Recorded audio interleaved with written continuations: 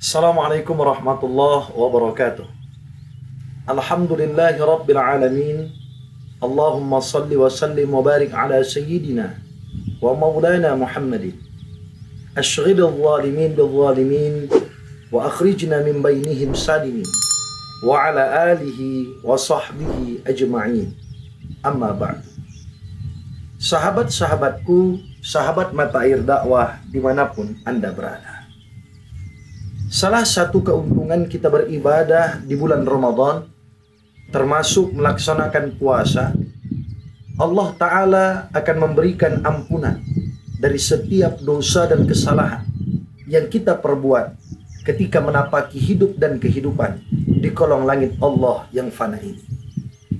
Hal ini sesuai dengan sabda baginda Rasulullah Sallallahu Alaihi Wasallam yang termaktub di dalam kitab Bulughul Maram karangan Al-Imam Ibnu Hajar Al-Asqalani. Rasulullah Sallallahu Alaihi Wasallam bersabda, "Man shoma Ramadhana imanan wa ihtisaban, ghufira lahu ma taqaddama min dhanbi." Siapa yang berpuasa di bulan Ramadan dengan penuh keimanan dan memperhitungkan jati dirinya, maka Allah Ta'ala akan mengampunkan dosa dan kesalahannya yang telah lalu. Saudaraku yang dirahmati Allah Subhanahu wa Ta'ala, hal yang luar biasa yang dapat kita peroleh ketika kita berpuasa di bulan Ramadan. Allah akan ampunkan segala dosa kita, maafkan segala salah kita, dan hapuskan segala khilaf kita ketika hidup di bumi yang fana ini. Karena perbuatan dosa dan salah serta khilaf yang menjadi adat istiadat dalam kehidupan, maka ini akan berdampak buruk bagi orang yang melaksanakan dan memperbuatnya. Salah satu ayat di dalam Al-Quranul Karim sebagai dampak buruk ketika kita berbuat dosa dan salah dalam menapaki hidup ini, Allah Ta'ala akan berikan bencana dan musibah yang silih berganti tanpa henti ketika kita hidup di dunia ini. Hal ini senada dengan firman Allah Subhanahu wa Ta'ala di dalam surah Ar-Rum ayat 41. Allah Subhanahu wa Ta'ala berfirman, "Zaharal fasadu fil barri wal bahr bima kasabat aydin nas liyudhiqahum ba'dalladzi 'amilu la'allahum yarji'un." Telah tampak kerusakan di darat dan di laut disebabkan ulah tangan manusia, dan kami akan rasakan kepada mereka imbas dari perbuatan mereka, agar mereka kembali kepada Allah Subhanahu wa Ta'ala. Paling tidak ada 3 aspek pelajaran yang dapat kita ambil dan petik dari surah Ar-Rum ayat 41 ini. Yang pertama, Allah Ta'ala katakan, "Zaharal fasadu fil barri wal bahr."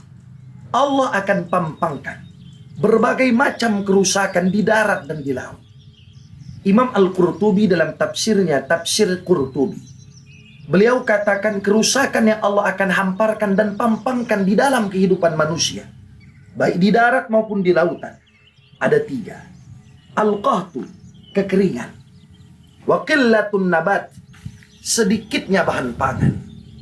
Wa dhahabul barakat, dan hilang serta lenyapnya keberkahan. Allah Ta'ala akan memberikan kerusakan dan bencana dalam hidup manusia, meliputi kekeringan, sulitnya mendapat bahan pangan, ataupun kehilangan keberkahan dalam hidup. Dan hal ini kita rasakan di era modern saat ini, sahabatku yang dirahmati Allah Subhanahu wa Ta'ala. Apa yang menyebabkan kerusakan ini terjadi? Allah Ta'ala sambung ayat ini dengan pelajaran kedua yang kita petik dari surah Ar-Rum ayat 41 ini. Bima kasabat aydin nas, karena ulah tangan manusia, kecongkakan manusia, kesalahan manusia. Imam Jalaluddin Al-Mahalli dan Imam Jalaluddin As-Suyuti dalam kitab tafsir Tafsirul Jalalain dikatakan bahwasanya aydin nas, ulah tangan manusia, adalah al-ma'asi, maksiat manusia kepada Allah. Ternyata perbuatan maksiat yang sudah menjadi budaya, perbuatan dosa yang sudah mengakar kuat menjadi adat istiadat, ini merupakan sebab hadirnya bencana, hadirnya musibah silih berganti menimpa kita tanpa henti.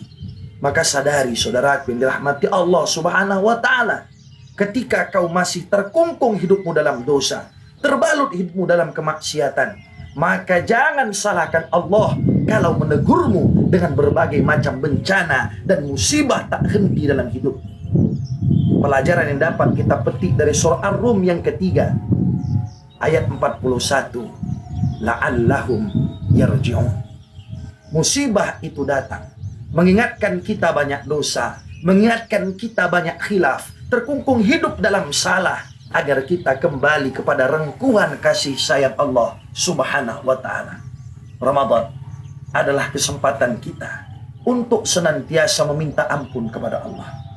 Ringankan lisan, gerakkan bibir, beristighfar kepada Allah, mengaku salah di hadapan Allah, itulah yang terbaik. Satu hadis Rasul penutup perjumpaan kita pada kesempatan hari ini termaktub dalam kitab Mishkatul Masabih karangan Imam Al-Baghawi. Man lazimal istighfar, siapa yang melazimkan, membiasakan meminta ampun kepada Allah, min kulli dhiqin makhraja, sulit kehidupannya, Allah berikan jalan keluar. Wa min kulli hammin faraja, dia sedih menapaki kehidupan, Allah akan berikan kegembiraan. Wa razaqahu min haitsu la yahtasib, hidupnya Allah bungkus dan selimuti dengan rezeki dari jalan yang tidak diduga-duga. Moga tausiah singkat ini dapat menyentuh hati kita, sahabat-sahabatku, sahabat Mata Air Dakwah dimanapun berada. Wallahul muwafiq ila aqwamit thoriq. Assalamualaikum warahmatullahi wabarakatuh. Ternyata wanita salihah yang digambarkan Allah di dalam surah An-Nisa ayat 30.